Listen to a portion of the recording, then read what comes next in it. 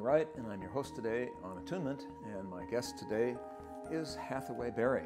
And Hathaway has written a book called Boy, Women Listening to Men and Boys. So before the break, Hathaway, we were talking about how men had experienced violence.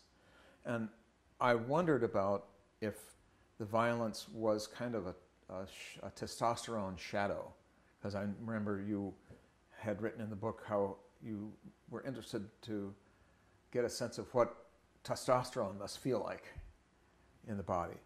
And, you know, I've seen one of my family members runs anger to manipulate and intimidate and control. And there's the idea of men's rage.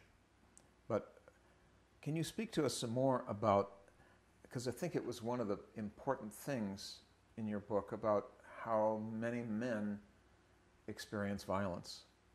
Mm-hmm. Yeah, that was the most surprising thing, the amount and prevalence of violence growing up, that everyone that I listened to had some kind. And by violence, I don't just mean getting beat up or sexually abused or, you know, being in a gang or something, but the violence of not being allowed to be who you are. I mean, right from that get-go, when there's this idea of who you're supposed to be, to me, that's a violence to the spirit. And so even the boys who grew up in the most loving homes, when they hit the playground or the street or wherever, it's a culture of violence that we're living in. There's no one to point to, and there's no blame. We're all participating in it, creating it moment to moment. And what I noticed is that there wasn't a lot of help knowing what to do with vulnerable feelings. And especially feelings like, I mean, what's behind the violence? That was my question. What is this going on? And of course, there's fear.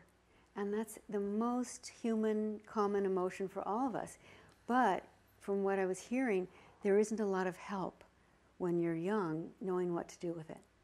Oh, and as right. One guy said, even when we're older, there's not exactly, a lot of help. Exactly. And one guy said, there's more permission to be violent than there is to be vulnerable in our culture. And so, then that's where, as parents, we're being complicit in this, because any way we behave toward children is they're looking to it, they're learning from it, and they're picking up what's around. And I just, this weekend, heard the most beautiful man speak. Clarence Jones, do you know who he is? Mm-mm. He was Martin Luther King's attorney and speechwriter. Oh my goodness. He's 85 years old. He's just beautiful and clear as can be. And he told the story, speaking of violence, that when he was a little boy, he was riding his bike, and a gang of white boys surrounded him and started taunting him and wanted his bike. And he just was terrified. He really, really experienced fear. Came home, and his mom was, she expected him to be very empathetic when he was in tears, crying, talking about it. She said, "You come over here," and grabbed him by the collar, put him right in front of the mirror and said, "Look in the mirror." He said, "You see that person there? What do you see?" And he said, "Well, I see you, I see me." And she said, No, look closer." And she said, and he looked closer, and he said, "You know," and then the mom said, and because then suddenly she was softening, said, "Who you see in there is beautiful. That boy is beautiful. He is intelligent, he is capable. Don't ever believe a word of things that you hear from outside like that. It has nothing to do with who you are." What an incredible support. Isn't that incredible? He said that moment has lasted him his lifetime. Yeah. And so if more boys were hearing that from their parents, from their coaches, from their relatives, and just from their wives. From the world. From their wives, right. But sometimes even if you hear it from your wife, if you heard it from your mother quite young, it's still hard to believe. Yeah. You know, that core, I mean, really, that was my deepest concern, is how are we treating boys? Right, right. Because you write, the behaviors you experienced with men began to make sense. Yeah, because if you at such a young age are treated in a violent way, then it's a violent. In order to survive, you have to protect yourself, and it isn't safe to be empathetic. So a lot of the empathy for oneself, if you fall down and cut yourself, and you say, "Get up! It doesn't hurt. Be a man. Come on, man up. Get it back out there on the field, whatever it is." You're losing empathy for yourself, and if you don't have it for yourself, how can you have it for anyone else? Yeah. You know, and I think what's poignant, and several men talked about this, that if that happens long enough, you lose access. You know you're missing something, but you don't know what. Oh, right. And you don't know how to get back. And that was the biggest mantra takeaway for me in terms of seeing men differently. Now, whenever I'm confounded again, I think, oh, they don't know how. Right. And not in a condescending way, not like, oh, I do. It's just nobody showed them. And so this is the best they know, which frees me up to not react and not participate. Oh, I see. And did you find that men were finding their way back to their vulnerability through your conversations? Well, and also on their own. And that's what was so encouraging to me about the whole process. And most of the stories in the book are that way, where you see what they go through and how they're finding their way back. And that's one of the points of generativity in the book, where it can be very useful. I know it's been useful for me as a man to look at that and, oh, geez, they experience that too. Yeah, and they finding their way back to that joy of being a boy. Right. You know, which is aliveness, which is really just about being present. You know, and that's the not knowing mind, rather than I'm supposed to know because I'm a guy. Right. Well, and you write, when do men just get to be human beings? Exactly. Just present. Because, you know, if you tilt into hope or fear, it robs you of the present.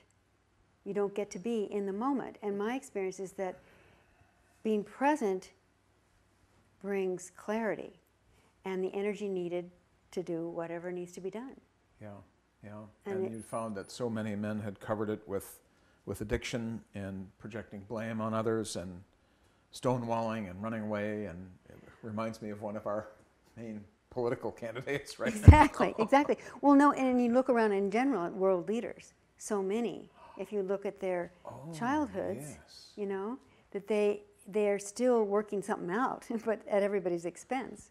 Boy, oh boy. And not all of them, of course, but you can tell the difference. And you told me yesterday about how different Bernie Sanders responded to a bird, you know, than Donald Trump. It was amazing. And so somewhere that tenderness in him was allowed. He didn't feel he had to completely cover it over. Right. And that's where everybody's responsible. That's what I feel like. We're all participating in how we treat each other. Well, yeah. And I think one of the next things that I want to move on to is you talk about listening and language. And you say, why is it so hard for men to listen? Yes, that was one of the main inspirations of the inquiry. Because in my experience, I was tired of listening to men and them not listening in return. And I was either going to give up on men, or I thought I'd have to come closer and listen more deeply. Because my experience is most of us would rather be listened to than listen. And I don't put blame about that. I feel there's just not enough listening in our early world, you know? Even now, in our day-to-day world. In our day-to-day world. So there's a kind of, that's when the guy said starving for connection. Yes. It's listening, but it's a feeling of connection and remembering that intimacy that we come with. Right. You know, and that those little boys, the way they're so at ease with each other till they can't be. You know, how they are, and that intimacy is who we are. And I think that all this violent behavior comes out of, or addiction, any violence to oneself, comes out of missing that, being trained away or falling away from that original sense of intimacy with oneself. Oh, sure, because it's got to have some expression, and it's got a lot of power behind it with the testosterone. So a lot of it comes out in unreason and frustration. Well, I also heard that there weren't a lot of boys did not feel they had a lot of guidance. Right. That Right. not because boys were totally ignored, but because so many men in their lives didn't know themselves what to do. Right. It's kind of like, I didn't know how to be a guy. On certain things, how could I guide my son? You know, Right. but there is a sense that the thing I found heartening was that with especially the younger men, there are more and more who they don't want to miss being a dad. They want to be involved in their kids' lives, and they're letting their child teach them. Oh, how lovely. Yeah, well, in the sense that they're getting to relive their childhood and they're getting to redo and have a sense of, oh my gosh, how I would have loved to have been treated. Right, right. Instead so of they just become the dad they always wanted to have. Exactly. Instead of just yeah. I had that experience in raising my own kids. Yeah, I got to be the dad I always wanted to have. Yay! Congratulations. Oh, and it's very healing. It is, and I continue to have a great relationship with my kids. You know, it's really a very profound and sacred thing. So, you toward the end of the book, you begin to talk about some wisdoms that come with age. You said with age, oxytocin production begins to increase with older men, and it makes room to be a better listener. But I want to stop for a moment and ask you what your experience was as your skill as a listener deepened and developed, and how did you do that? Well, I don't know. Just it's just kind of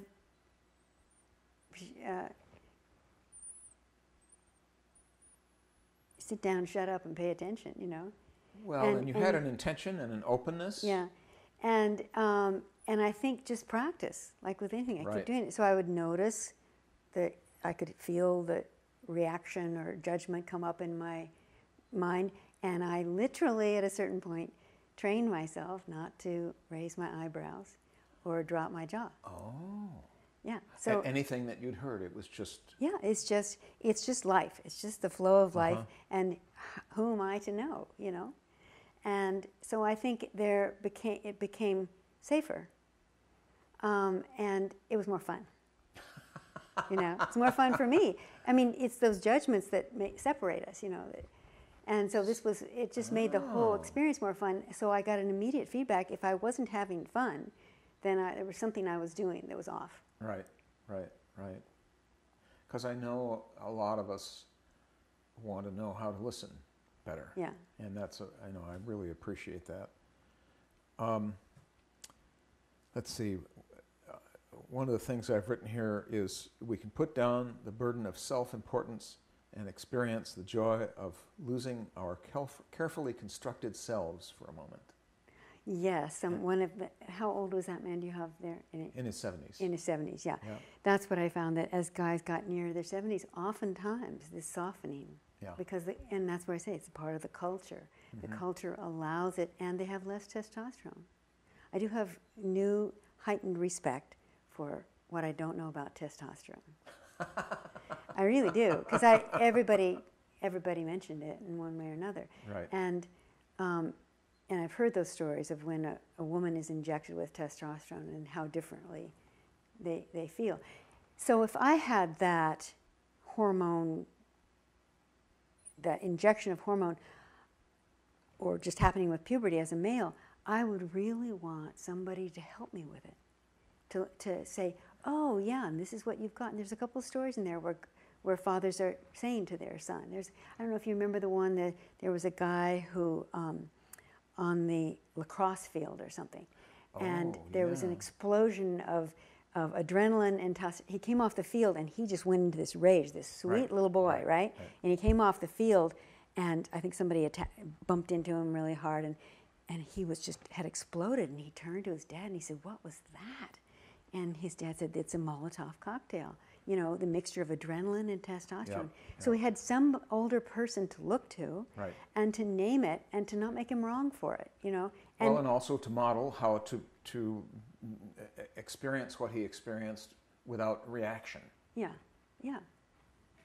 Boy, that's really incredibly important. Yeah, and so in the best sense, I'm very optimistic because it gives everyone the chance, if you're relating to children, to practice Yeah, these things. yeah. Well, next we come to what you close your book with, which was the first question you asked men. Oh, yes. And when you asked me this question, I was on the floor laughing for about 3 to 5 minutes. And you said to me, "I've never had anyone respond that way before." And so what is the question? What would you love women to understand? No one has asked me that question since. And I had that response because of sheer relief that a woman had finally asked. Do you remember what you said? Yeah, I got pretty long-winded. Oh. But I just wanted to say it was a relief. Oh, And good. that there were many men who responded quite positively to this question, and some couldn't respond at all, right? Right, right. So I asked the question because I realized there were a lot of things I would like men to understand. So I thought that perhaps they would like the same thing in return. Right. So right. I asked it, and some guys were just completely stopped by it.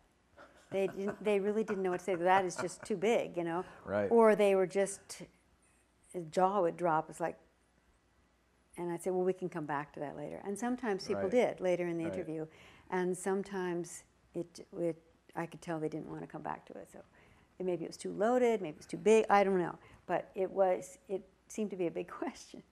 Yes. Yes. And then in your afterword, you have a number of statements. You say this inquiry was born of heartache. Mm-hmm. And that was about your son? No, it was about a man, a particular the relationship man. And but it was more than that, because it was it was the opening. Because of the depth of connection I felt with him, it kept me open to inquiring, like, well, what could possibly be behind some of these kinds of behavior. I genuinely wanted to learn how to and you had love. gotten beyond response and reaction at that point and into curiosity. Yeah, because it was the only way. Because otherwise, I was just going to give up. Yeah. on men. So I thought, What okay, a wonderful state. Yeah, it was. I was grateful in a way, because my commitment to myself was just, no matter what, just keep your heart open, and because I just couldn't believe some of the behaviors, and if I didn't make it wrong but got curious about it, then it would inevitably lead me to a very tender, vulnerable place in myself and in that person. Yes. And I realized, oh, that's our commonality, you know. That's where the connection happens, and it's so much juicier. Oh, yes. Well, you say, I wanted to learn to love well. I was listening for that boy. Yes, because to be able to sit with these guys when they were talking about, when I asked what's the joy of being a boy, it was really beautiful to see how their faces changed. Oh. It was a really lovely moment, and I felt like I was kind of entering their boy world in a way I hadn't ever really done before, because I could feel them. You know, Yes. it calls up the memory, and that part comes very much alive. And what a joyful thing to be witnessed. Oh, well, it was very fun to be there. Yes. So you said you've written about a new mantra? Oh, that's what I mentioned before. My new mantra is, they don't know how. For any situation where I feel challenging and I start to see myself contracting or pulling away, it's like, you know, making the other person wrong or the situation wrong. And I just think, oh, this too is life. What am I not listening to? What am I not willing to include? Mm-hmm. And you say, everywhere I go now, I see men differently. Yes, I do. I do, after all that time. Yes. So, a couple of questions then. More empathy. I feel I have more empathy. Okay. Yeah.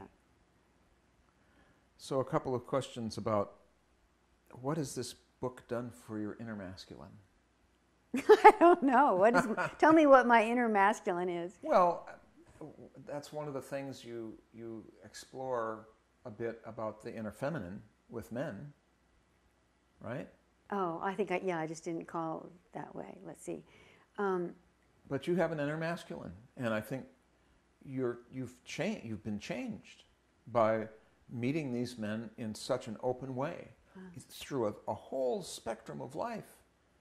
And you have approached, and I think the thing that really continues to impress me about the book is the openness, that I can read a story or I can read a quote and go away and contemplate it. And it's framed in such a way, without judgment, without agenda, that I go, how does that resonate in me, and how does that open in me, like something blooming?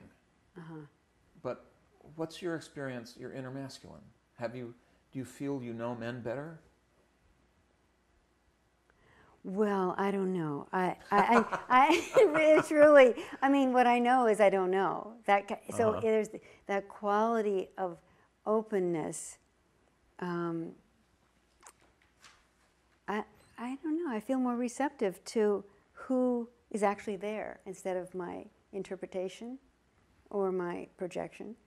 Right. And I just have a lot more tender feeling towards that. But in terms of, do you feel like you resonate with men more deeply then? I don't know. Hope so. I don't know. Do you find it's easier to have conversations about these kinds of topics? Oh, okay. So I see where you're going. All right. Well, I think because of having this incredible chance to listen to such a variety of males for so long, that it's unusual, because it's not, they weren't, it is, because they weren't, it wasn't fraught, as I said, with the personal relationship part of it. It was just the listening. So it become more of a habitual way. Like, that's what I said before about just sit down, shut up, and pay attention. That being able to do that and have the habit of not putting my story in between whatever wants to happen. Boy, that's so whatever important. Wants to happen. Yeah, yeah. And you were able to do that through practice? Because initially your story would show up and get in the way, was that? Well, I don't know, different in different times, but it's a kind of, it feels very ordinary, because I've hung out with so many guys now. I mean, I was a tomboy, so I always liked hanging out with guys. Yeah. And I just wondered why they started to put on all this extra stuff. and I kind of missed them, and it's like I was waiting for that to relax. So I feel in this situation I got to do that more, with a variety of different people, and that was fun. Yes. One of the things that we talked about before the interview that I'm interested in, you said you had 4 different manuscripts spread around your living room. How did this book all come together? What was that process like? Oh, well, that was the hard part. I loved, as I said, listening to these guys. We had a great time. But then having these heaps of transcripts was overwhelming to me, because 80 guys and more. But many hours of transcripts worth. So I just had stacks and stacks. It was truly overwhelming. I didn't have a clue what to do. And I don't have training of making books or organizing for a PhD, and I never wanted a PhD. Excuse me. Right. I know congratulations, you just got your PhD. Well, but I didn't want mine, because it isn't my ambition to become an expert on men or anything really. But but I loved the process so much. And then I had all this result, and I thought, well, I want at least to give this back to the guys that I interviewed, because it really was, I felt very, very grateful. I learned a lot from them, and they were very gracious to share so openly. So that was where the idea of book came in, because, okay, here's the stuff. What is it that I'm going to put together to give back? And that's why I would go to the desert a lot and go to different places where I thought, what does it all distill to? And I have tremendous respect for real journalists, writers who do this for us all the time, who go out and do all this exploration and then distill it. Right. You know, it's like the image that kept coming, it was that hourglass. Like all that stuff comes through that hourglass, and we get the benefit. And I didn't know how to do that at all. And so it took me very long, and pretty soon the papers literally covered the house. And they were just everywhere, because I can't hold it in my mind. And even if it's on a computer, if it's in a file, it's like gone to me. Right. So I just had to put everything out. And then I would just, well, one in particular, I remember taking them all to this friend's guest house in Arizona. Beautiful canyon. I do like empty desert. And I put them out all over the floor. And then my friend brought another fold-out table, 6-foot table, and we covered that. And we covered the couches, we covered the chair, we covered this whole room was covered. And then I just sat down in the middle. I mean, I remember this moment, sitting down on my knees and kind of throwing my hands up like, well, what do I do? And then I would just listen. It was like listening again to the listening. And so I thought, nobody else is going to do this for me. And I'd get up and I'd start to just move papers. And I'd put, oh, this kind of goes maybe with that, or maybe with this. And literally it's like shuffling them around and seeing what voices were talking and where they might want to go. And but you were open to that. Yeah, trying to listen to something else that, you know, what. Oh, so there was a listening underneath that was going on. Well, listening again to the trance. So, yeah, that's the hardest part for me, was trying to put it together and thinking, I made so many different versions of this book, and then would share it with people and get their feedback and think, how does this go? How does this go? And that was another listening. So then I was listening to the people who were reading it and giving me input. But my first commitment was to the guys that I listened to, because the people who were reading didn't have that experience of being there. So I'd sometimes, 3 different readers would say, no, I take this voice out. And I think, no, that one's got to stay. Yeah. So it was like that, a lot of just. So it was almost a landscape, in a manner of speaking. How so? Well, an emotional landscape. Oh, yeah. Kind of, and things kind of, this goes over here and that goes over there. And kind of arranging it. Yeah, and then you got a feeling for where things went, and it felt better and better, and then you went, oh, that feels right. Yes. But then the whole thing comes together as a again, I talk about this idea of a blooming, kind of, oh, look at all of this. Look what's over there and what's over there, and they're all related. And there's a deepened feeling about masculinity now. Well, thank you. I hope that's so. I don't know. I'm just kind of finger painting and seeing how it happens. But at a certain point, then it's like, this is as much as I can do, right. and I have to just let it go, because what I most cared about was giving it back to the guys and seeing what their response was, and if I had been true to their voice. Right. And you also said in our conversation yesterday about what is the truest humanity. And also you mentioned that this book is a response to climate change. It is. It's my personal response to climate change, because, you can't be alive now and not be aware of what we're doing on the planet. And I thought, well,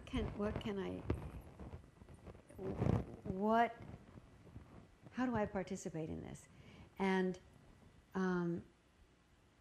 it seems to me that how we treat each other is how we're going to treat the planet, and that is in fact happening. And so if I learned how to listen better, that was an effort at peacemaking. Yes. And out of that comes, plus being in the present, there's more creativity. And there's a sense of, just responding in that moment to what is actually happening and what needs to be done, rather than being lost in, like I said, hope and fear, which are, to me, two sides of the same coin, and they keep you from doing anything. Yes, yes. Well, we're coming to the end of the interview. Is there anything that you'd like to say about your experience? What would you want to tell people about the book, if there was one thing you could say? Well, I encourage you to buy it, and have the conversation. You know, see what it inspires in you and where that might take you, and hopefully it would incite some kind of dialogue, and people would start to talk to each other, and that might be a little bit of bringing light, bringing some of the things that are in the darkness out into the light a little more. Mm-hmm. And a lot of that is, I think, about fear, because I think fear is the big subject right now on the planet, and what we learn to do with it or not makes all the difference. Yes. So looking into whatever our fears are, and I realized listening to these boys that they were being trained away from the rich experience of feeling their fear and having enough trust to know that it will take them to something else, rather than all the defenses and protections and armoring that comes from, no, I don't want to do that. And that it's the greatest safety is actually just being willing to feel it and share it and see what comes out the other side. Thank you so much for being with us. Thank you. This has been really fun. Thanks, Anthony. You're very welcome.